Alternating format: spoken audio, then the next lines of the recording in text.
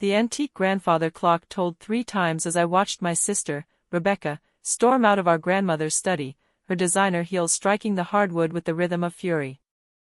Mr. Harrison, our family lawyer, gave me a sympathetic look as he stacked his papers into a neat pile. "Miss Clark," he said gently, "your grandmother's wishes were unmistakable. The entire estate passes to you." I'm Olivia Clark. At 28, I had just become heir to my grandmother's fortune, and her life's work, Clark Industries. To Rebecca, my older sister, that was an unforgivable betrayal. I trailed my fingers along the mahogany desk where Grandma had spent decades running her empire. This wasn't luck. It was the result of years of her guidance, of lessons Rebecca never cared to learn. "She won't accept it," I murmured. "You know she'll fight this." Mr. Harrison nodded, slipping the will into his briefcase. "Your grandmother expected as much. She prepared for it. 5 years ago, I'd moved in with Grandma after college. Everyone assumed I was freeloading, Rebecca most of all. 'Pathetic,' she'd said. 'You're just living off Grandma's charity while I'm already a lawyer.' What she never realized was that Grandma had been grooming me to take over. Every morning at 5 sharp, she'd wake me for our lessons.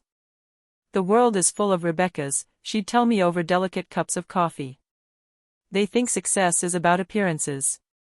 Real power comes from knowing what's underneath. While Rebecca was parading through courtrooms and cocktail parties, I was in the company warehouse learning from the people who'd built the business.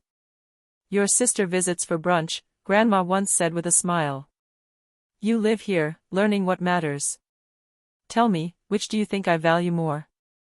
Now, as I watched Rebecca's Mercedes disappear down the driveway, those words echoed in my mind. No one had seen the early mornings, the sleepless nights, the endless studying. They all thought I was just Grandma's caretaker. Even my parents told me to get a real job.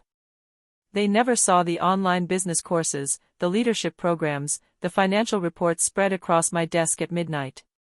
Grandma saw, though.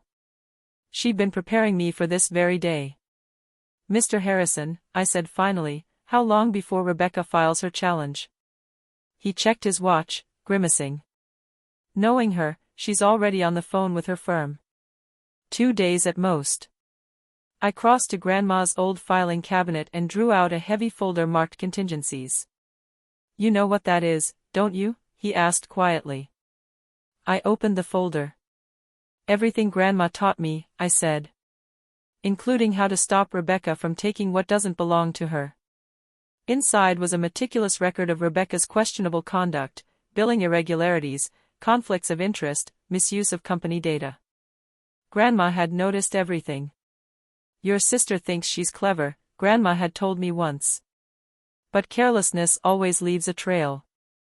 Power belongs to the ones who pay attention." My phone buzzed. A text from Rebecca lit the screen. "Hope you enjoyed your little victory. Once my lawyers are through, you'll be left with nothing." I smiled faintly. "Never respond in anger," Grandma used to say. "Emotion clouds strategy." So I didn't reply. Instead, I called Maria Santos, Grandma's trusted assistant, and for the past 5 years, my silent mentor. "It's time," I said when she answered. "Rebecca's making her move." "Everything's in place," Maria replied, her tone calm and sure. "Your grandmother planned every step. Shall we begin?" For the next several hours, Maria and I set her plan into motion. The first step, contacting the real board members, the ones Rebecca didn't even know existed. But not the official board Rebecca knew about, the one Grandma had quietly built over the past 5 years. These were people who had worked beside me, mentored me, and seen firsthand what I could do. They weren't strangers. They were allies. Next, Maria and I reached out to key clients and long-term partners, contacts I'd cultivated during those so-called wasted years, rotating through different departments. While Rebecca had been polishing her resume and collecting corporate titles, I had been learning how every part of our family company actually worked. By midnight, my phone was lighting up with messages from executives and employees who had once stood firmly in Rebecca's corner. Suddenly, They were uneasy. The narrative was shifting. For years, they'd assumed Rebecca would inherit everything, the perfect lawyer, the polished professional. But now, they were realizing that Grandma's successor had been trained in silence, not spotlight. I sat alone in Grandma's study, now my study, gazing at the black and white photo on her desk.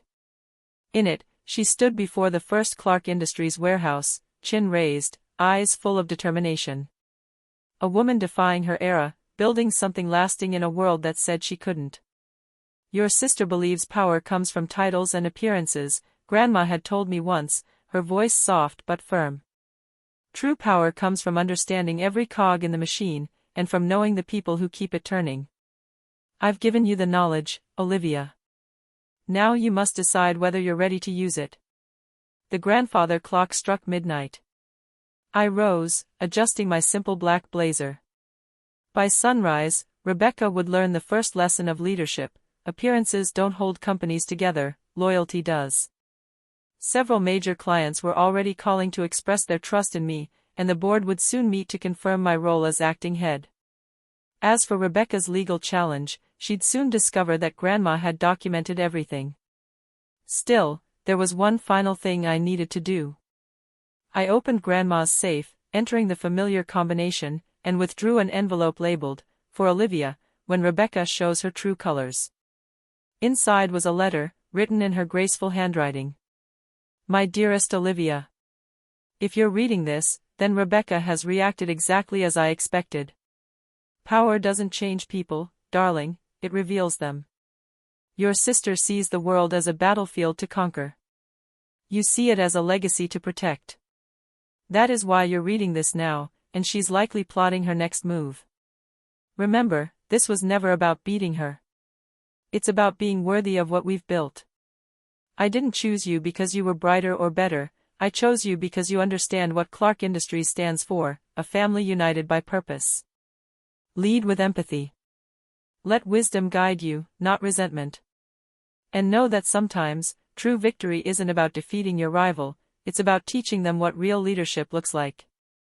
All my love. Grandma. I folded the letter carefully and placed it in my desk drawer. Tomorrow would bring the first test of my leadership, but I was ready. Grandma had spent years preparing me for this very moment.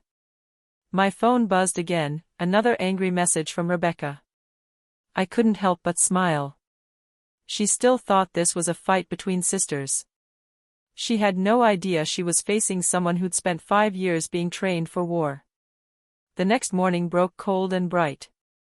I arrived at Clark Industries headquarters before dawn, a habit I'd kept for years. The security guard, Tom, greeted me with a knowing nod. He'd seen me walk through those doors at 5 a.m. more times than anyone realized.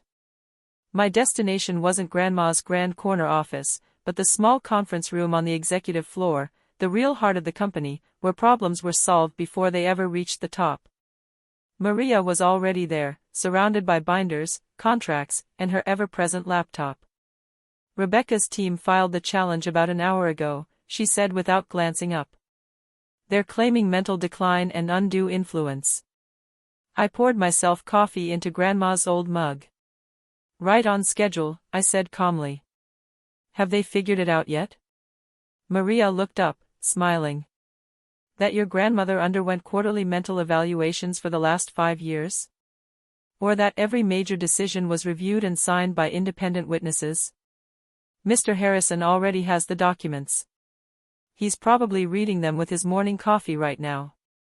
At precisely 9 a.m., my phone rang. Rebecca, I answered. You think you're clever, she spat.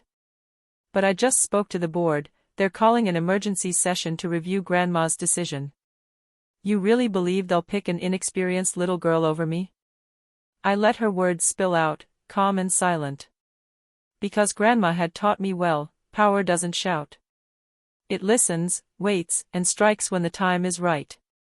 Patience, Grandma used to remind me. It's the difference between reacting and winning. The meeting's at 2, I told Rebecca once she'd finished her tirade. See you then.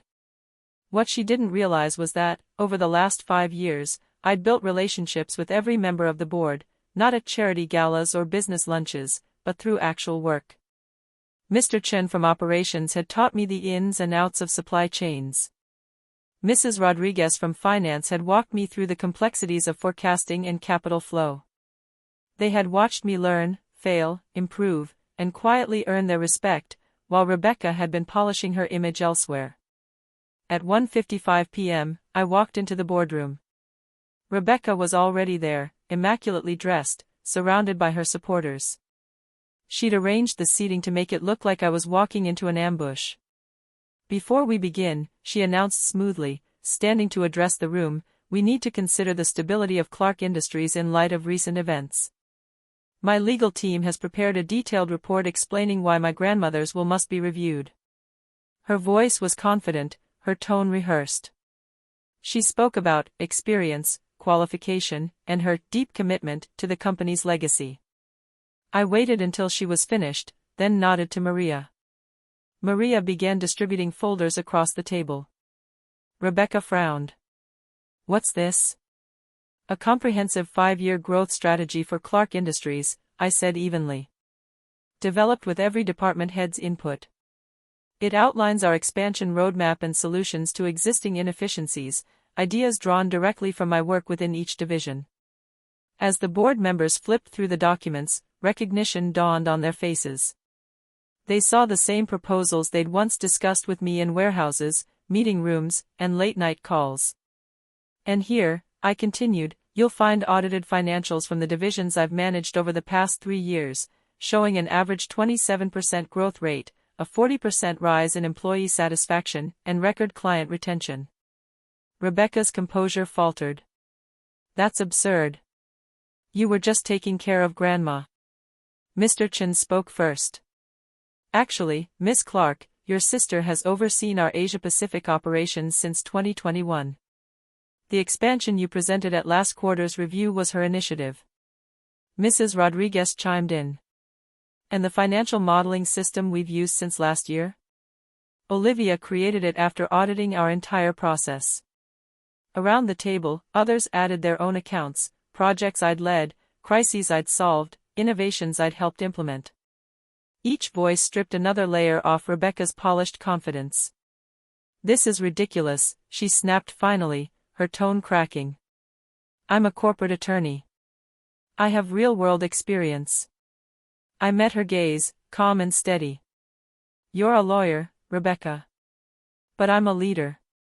Grandma always knew the difference. From my folder, I drew one last document, Grandma's letter to the board. "Dear board members," I read aloud, "if you're hearing this, you're choosing between my 2 granddaughters. One has spent her life climbing ladders. The other has spent years learning how to build them. Choose wisely. The future of Clark Industries belongs to someone who sees it not as a prize, but as a promise." The silence was thick. Then came the votes, every single one in my favor. Rebecca rose abruptly, gathering her papers. For the second time in 2 days, she stormed out of a room that didn't belong to her.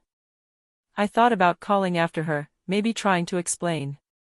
But Grandma's voice echoed in my memory, "Sometimes, Olivia, kindness means letting people face their own lessons." In the weeks that followed, Clark Industries flourished under the new strategies I'd spent years perfecting. Rebecca eventually withdrew her lawsuit once she realized how thoroughly Grandma had documented everything. A month later, a small package arrived from Mr. Harrison, Grandma's lawyer. Inside was a brass key and a note written in her familiar script. "For when you're ready to teach the next generation what I taught you. Love, Grandma." The key opened a hidden drawer in her old desk. Inside were dozens of leather-bound journals, her handwritten account of every triumph, failure, and risk taken to build Clark Industries. Late that night, I sat reading by the lamplight, realizing what she had meant all along. Legacy isn't about control or inheritance, it's about stewardship. It's about passing down not wealth, but wisdom. About ensuring what you build continues to grow beyond you. Rebecca never learned that lesson. But each morning, as I arrived at 5 a.m., just as Grandma always had, I knew I was exactly where she wanted me to be. Because sometimes the greatest victory isn't proving others wrong. It's proving your mentors right.